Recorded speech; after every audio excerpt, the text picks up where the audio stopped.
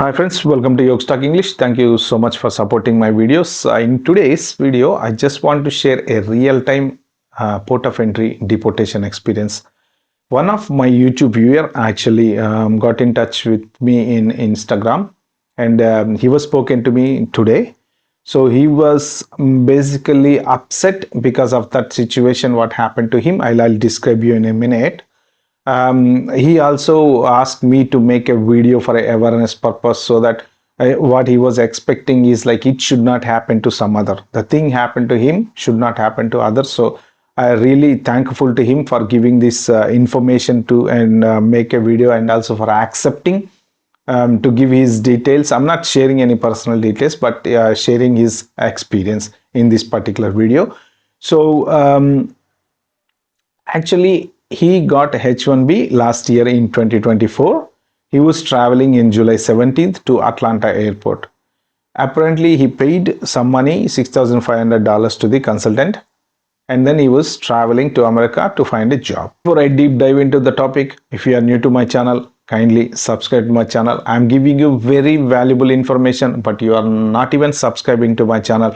It's just a free of cost, just a single click, right? It's not going to cost you anything. So please help me by subscribing so that my channel grows and giving you a lot of information like this. And if you want to share it with your friends and families, you can please do so, and just give me a thumbs up so we can continue back to the video. Let's get back to the topic.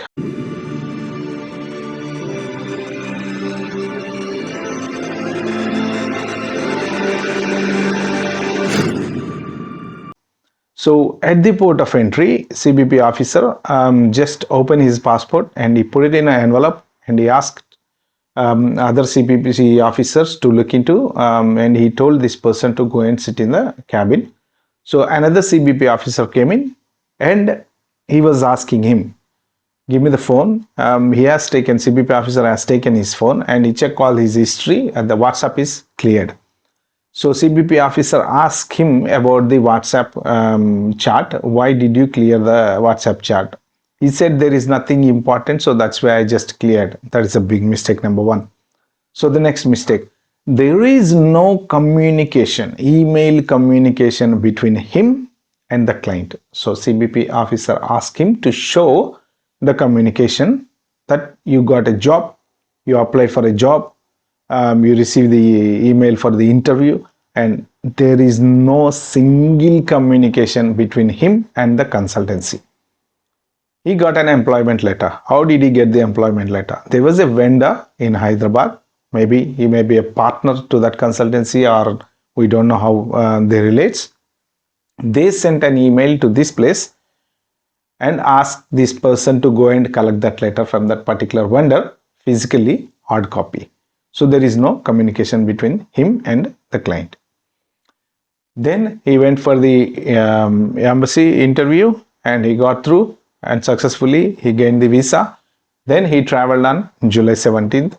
There he stopped. Finally, what happened? CBP officer emotionally pressured him that there is some mistake you have done. So you better tell me now. Otherwise, you will face serious consequences. So then this person tried his best to hold, but he could not hold. Finally, the CBP officer asked him to sit in one corner, and then they were monitoring him. And then he went back and forth and asking questions, going back, asking questions, going back. And finally, CBP officer told him, you got married? Yes. How many children do you have? Two. Do you want to go and see your children and your family, or do you want to go to jail? So that's the last question that asked him. So this particular person replied back and said, yes, sir, I paid money to the consultant. So finally, he accepted that he has paid money to consultant. That's where he got caught. And then CBP officer were asking him in written testimonials. So he has given all the testimonials. So they asked him to wait for a while, and then they come back and said, you are barred from United States and deported from here. So you are going to go back to your country within the next 24 hours, and then you cannot come back into United States for 5 years.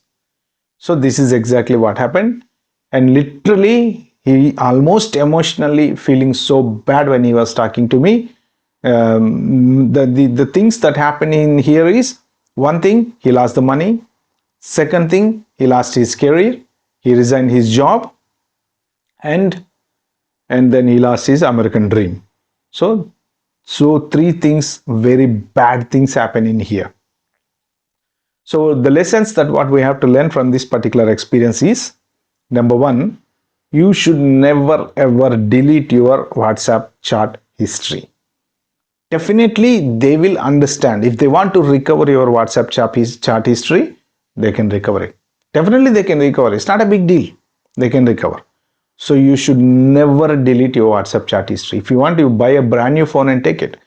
But even then, everybody knows that there is some WhatsApp chat history available. Okay, that's mistake number one. Big mistake number two, generally how the H1 will be processed. If that company can't find any particular person matched to that particular skill set, they will then hire from India, and they will send a formal communication and interview communication. And there are so many communication back and forth between the consultancy and the person when the interview is organized, and the whatever that Teams chat interview link, and then the confirmation, salary confirmation, contract confirmation. There are so many email chains between him and the consultant, but there is not even a single email this person has. So that is the reason they have understand that this person has paid money and got his H1B. Okay, so there are so many lessons learned from here that I am keep posting this kind of videos into my channel. If any of you missed, and go back and check. If you are coming to United States through consultancy, make sure that they should be available for them in case if CBP officer call them, or what is the client you are working for, and tell the client that where you are going to. And in case if they call client should must answer this person.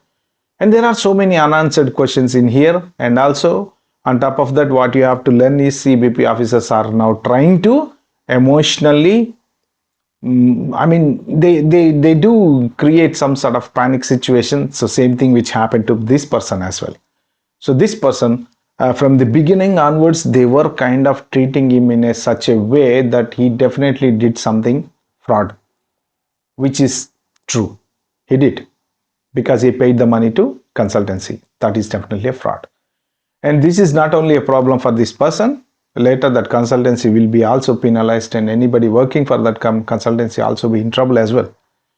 So if you are going to America, make sure that you have a proper communication with the client, proper client letter, proper employment salary letter, and good communication. And do not chat in the WhatsApp about the employment. What you want me to learn, how many jobs there, can I find a job. Even with your friends as well, do not make any communications about the employment. In one way, paying H1B visa is definitely a fraud. So the H1B rule is, if they cannot find a person in America that is not suitable for that particular skill set, they will then have to request the government, see, this skill set I have, but I can't find a person. Then I am hiring from abroad. That could be India, that could be China, that could be Vietnam, that could be anywhere from the world, that I like this person's skill set. So he is a special skill that I have, I required. So that is the reason I am hiring him. I am entitled to pay all his expenses, that including your accommodation 2 weeks, or whatever that accommodation that once you land in America, that including your flight ticket, your visa expenses, everything. You're not going to pay any single paisa to anybody. That is the actual H1B rule. But as America is keep telling the same thing, that H1B is everybody misusing. So, I mean, I know it is happening because of one person mistake, other people are getting in the trouble.